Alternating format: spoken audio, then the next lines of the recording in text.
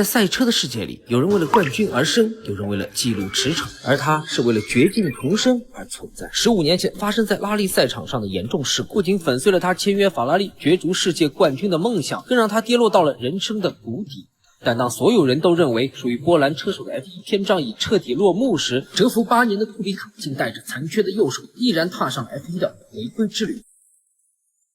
2016年，在拉力赛场找回自信的库比卡决定回归场地赛事，而此时老东家雷诺刚好收购莲花车队，以场队身份重返 F1。于是库比卡就联系了时任领队弗雷德里克·瓦塞尔，在恩斯通的总部进行了模拟器测试。但彼时雷诺的设备仿真精度太差，软件老旧，模型不准，导致测试效果并不好。于是雷诺 F1 总监公开表态，库比卡不在他们的计划内。瓦塞尔也认为波兰人付出的希望非常渺茫。但库比卡并没有气馁，这已经不是他第一次听到别人否定自己了。从他的主治医生到他认识的每一个人，几乎没人看好他的回归之路。但库比卡就想拼一个机会，他不是要证明自己有多么了不起，他只是想告诉所有人，他失去的东西他会拼尽全力拿回来。I have better days, but I have worse days in my life, so it doesn't matter. 同年12月，库比卡通过经纪人主动联系到了赛车底盘制造商达拉拉创始人兼公司 CEO 詹保罗·达拉拉，申请到了为期3天的1000万级6轴模拟器的测试资格。面对可能是最后的机会，库比卡倾尽所有，拼到了自身的极限。单日连续驾驶8小时，行驶里程超200圈，连续3天的高强度测试，先后在蒙扎、斯帕和摩纳哥3条最具代表性的赛道进行排位和正赛模拟。而这次库比卡的测试结果让人眼前一亮，他测试的模拟赛车因为参考了16赛季中游车队的多个模型数据，所以速度水平也就在中游之列。但没想到库比卡的单圈最快成绩竟与梅奔双雄只差2秒左右，尤其是在外界认为会出现转向受限、手肘卡顿的摩纳哥，他的成绩与罗斯伯格也仅差 1.6秒。詹保罗评价库比卡，他的速度仍是世界顶尖。达拉拉的首席模拟赛车工程师更是给出了 F1 中游车队正式车手水平的中肯评价。这一刻，库比卡老泪纵横，他终于意识到回归 F1 不再是那遥不可及的幻想，而是可以实现的目标。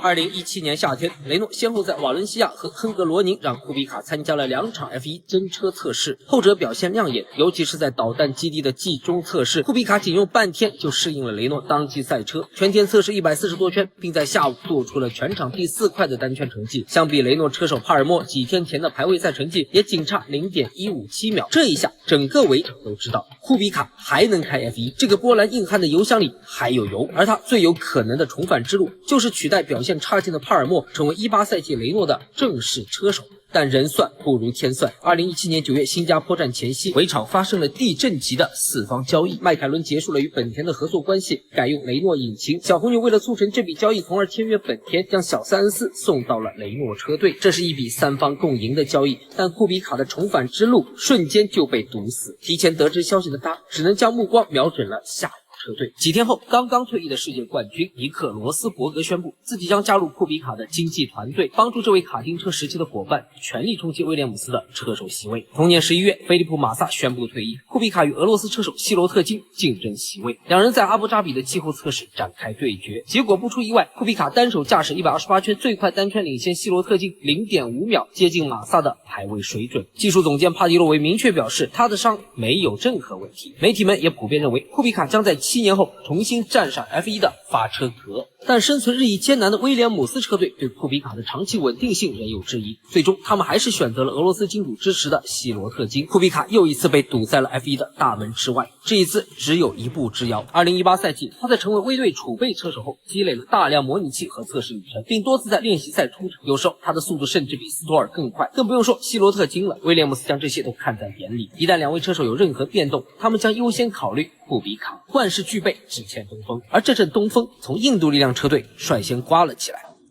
The Force India Formula One team has gone into administration following a court hearing in London. 2018年8月，斯托尔财团对印度力量完成收购，改名赛点。虽然一直没有官宣新赛季的车手阵容，但谁都清楚，小斯托尔下赛季肯定去老爸那边报道了。但本以为这回总算要轮到库比卡了，结果半路又杀出一个带着 PPT 的程咬金。同年10月，威队官宣梅奔青训车手乔治·拉塞尔将在新赛季加盟车队，这意味着库比卡的希望又一次落空。不过他表现得非常平静，他对媒体表示，如果是1年前你告诉我能回 F1， 我会觉得是天方夜谭，但现在你们却把我列为潜在的竞争者，这已经是巨大的进步了。我不是来抱怨生活的，我也不想取代谁，我只想争取一个真正属于自己的机会。库比卡的坚持终于是打动了威廉姆斯的高层，在希罗特金灾难性的表现且赞助大幅缩水后，他们终于在奥康、迪雷斯塔和库比卡3人中选择了后者。2018年11月，威廉姆斯车队宣布，库比卡将在2019赛季成为正式车手。这意味着一位持有永久性肢体损伤、历经17次手术、被医学宣判再也无法承受顶级方程式高强度负荷的车手，时隔8年历尽艰辛，重新站上了全球最高规格比赛的发车格。F1 官方用人类意志力的胜利向库比卡表示致敬。BBC 盛赞其为超越赛车的奇迹，整个波兰更是举国沸腾，视其为民族英雄。整个社交媒体疯狂刷屏，有人留言这是体育史上最伟大的回归之一。不过库比卡本人表现得很平静，就在不久前还有人质疑他无法完成 FIA 的7秒逃脱测试，结果他以最快的成绩通过了那项测试。他对媒体表示，自己之所以会回来，是因为开得够快也够安全。这8年他牺牲了很多，但唯一没有放弃的就是自己。